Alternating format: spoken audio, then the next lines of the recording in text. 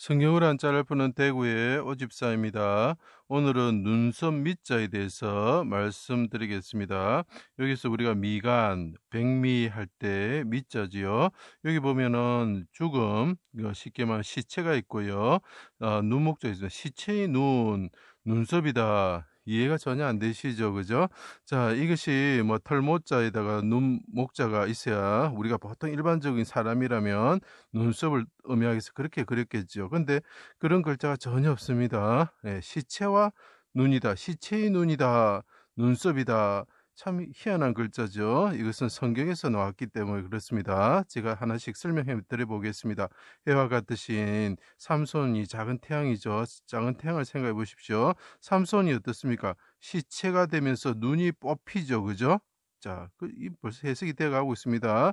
메시아이신 예수님이 자기 땅에 오셔서 예루살렘 성문 밖 골고다 언덕에서 십자가의 수족이 찔려 달리셨다. 그래서 그분이 조각목에 위에 달린 성막처럼 되셨다. 그때 하나님이 임하셨다. 이런 뜻이죠. 대적들이 주목하여 보았다. 대적들이 주목하여 보았다. 이스라엘 백성들이 주목하여 보았다. 그것을 어떻게 표현하냐면 오홀라와 오홀리바는 자녀들을 죽여서 시체를 만들어서 우상에게 드리면서 불태워 죽이는 거죠. 그날에 성소에 들어가서 그날에 자녀들을 죽인 그날에 성소에 들어가서 더럽혔으며 그 다음에 대적을 위해서 목욕하고 눈썹을 그리며 단장하였다. 자, 이 예수님이 십자가에 달려서 성막처럼 달려서 죽으셨을 때에 메시아이신 분이 해와 같으신 분이 옆으로 누운 것을 죽었다고 그랬죠. 그러면서 그분이 그 해가 비스릴 때 부르짖을 때에 대적들이 눈으로 봤다는 거죠. 그 사람들이 어떻게 한다고요? 자녀를 죽이는 자를 불에 태우는 자를 예수 그리스도를 그 하나님 자기들의 자손으로 오신 분을 죽였다는 거죠. 죽이고 성소에 들어서 그날 6월절 전날이니까 6월절에 들어가서 그 잔치를 벌이기 위해서 하나님께서 구원해 주신 그 잔치를 벌이기 위해서 어떻게 성소에 들어가서 장사하는 집으로 만들어 버렸다는 거죠. 그리고 눈썹을 그리며 단장하면서 6월절을 준비한다는 거죠. 참 웃기는 이야기죠. 교태를 부리다 이런 뜻이 됩니다. 똑같은 이야기를 패턴을 이야기하고 십자가 사건을 이야기하고 있습니다. 해가 빛을 잃고 제가 이게 해가 빛을 잃었다는 뜻이고 메시아가 죽었다는 뜻이고 메시아가 부르짖었다는 뜻이라고 말씀드렸습니다. 해가 빛을 잃고 하나님이 임하시면서 자, 어둠이 임할 때에 하나님의 그늘이 임하였다는 게 불살레를 뜻이고 사망의 그늘이 임하였다는 뜻이고 심판의 흑암이 임하였다는 뜻입니다. 깊은 물의 흑암과 빽빽한 구름이 임하였다는 뜻이죠. 그때 영혼이 하나님을 바라보면서 이 죽으시는 분이 영혼이 제가 그 메시아 영혼이 뭐라 그랬습니까? 눈이다 그랬죠. 영혼이 하나님을 바라보시면서 내 뿔이 더럽혀졌고 내 얼굴이 울음으로 붉습니다. 하고 하나님께 통곡과 눈물로 부르짖으신 것이죠. 내 눈꺼풀에는 죽음의 그늘이 있습니다.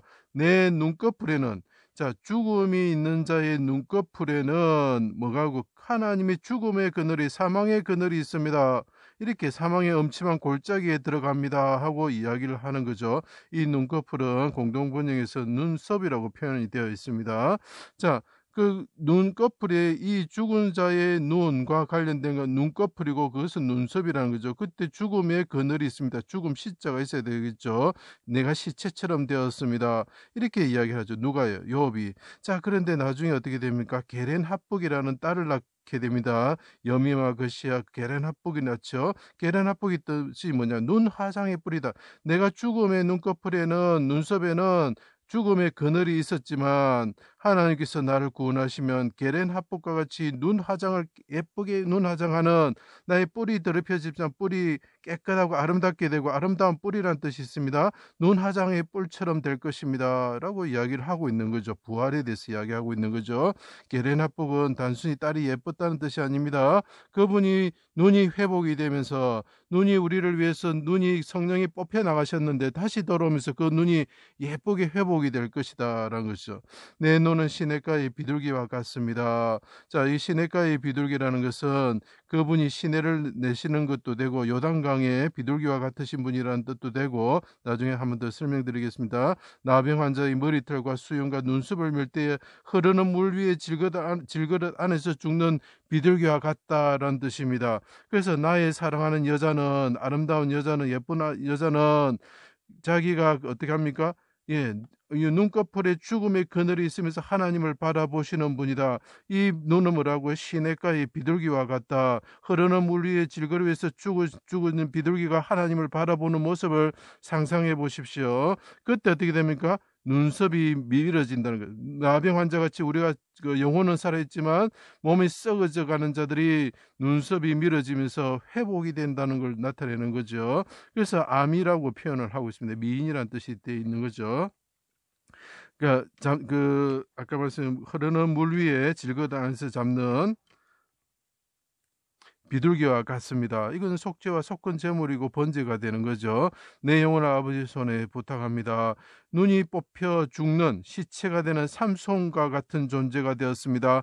하나님 아버지, 주 사망의 그늘이 내 눈썹 사이에 눈꺼풀에 있습니다. 하나님 구원하여 주십시오. 그래서 욥과 같은 자가 나중에 어떻게 된다고요? 게렌 합북과 같은 눈이 회복이 되면서 아름다운 눈 화장을 하고 눈썹을 그리는 자가 되게 하여 주십시오. 이렇게 부탁할 때에 하나님께서 구원을 하여 주시는 거죠. 크게 부르시고 영혼을 속건제물로 드리고 그분이 운명하셨습니다. 시체가 되셨습니다. 그분이 시체가 되면서 비둘기같이 죽으시면서 목이 비틀어지면서 그 영혼을, 그 비둘기 같은 영혼을, 내가 비둘기와 같습니다. 내 영혼을 하나님께 드립니다. 영혼을 속건제물로 드리는 이유가 뭐죠? 예, 자기를 죽이는 자, 자기를 죽이고 눈 화장을 하면서 부끄러워하지 않는 오홀라와 오홀리바와 같은 자들을 구원하시기 위해서 그러셨다는 거죠. 그렇죠. 그렇게 되면 어떻게 됩니까? 파악을 행하며 의인을 죽이고 나봇을 죽이는 이사벨을 생각해 보십시오. 자녀를 불살라 죽이며 우상해 주는 눈을 치장하는 눈썹을 그리는 자들이 죽음에 이를 것입니다. 시체가 될 것입니다. 오홀라 이세벨을 생각하시게 됩니다. 이세벨이 눈 화장을 하고 마지막에 창에서 떨어져서 죽고 시체가 되는 거죠. 눈 화장을 하는 자들이 시체가 될 것입니다. 눈썹을 그리는 자는 시체가 될 것입니다. 이렇게 이야기를 하는 거죠. 그리고 지금은 자기는 눈물로서 하나님께 통곡, 하나님을 바라보면서 눈꺼풀이 죽음의 그늘에 있었던 자들은, 눈이 뽑혔던 자들은 그 삼손과 같이 눈이 회복이 되면서 어떻게 된다고요? 다시 눈 화장을 하는 게렌 합복과 같은 존재가 될 것입니다. 이렇게 이야기를 하는 거죠. 자, 하나님의 자들은 죽은 자를 위하여 눈썹 사이 이마 위에 털을 밀지 마라. 자, 죽은 자와 관련된 눈이 뭐라고요? 눈썹 위에 있는 사이에 있는 이마에 털을 밀지 마라. 이렇게 이야기를 하고 있죠. 이것은 성경에서 나온 글자임을 우리가 알 수가 있습니다. 제 강의를 들어주셔서 감사합니다.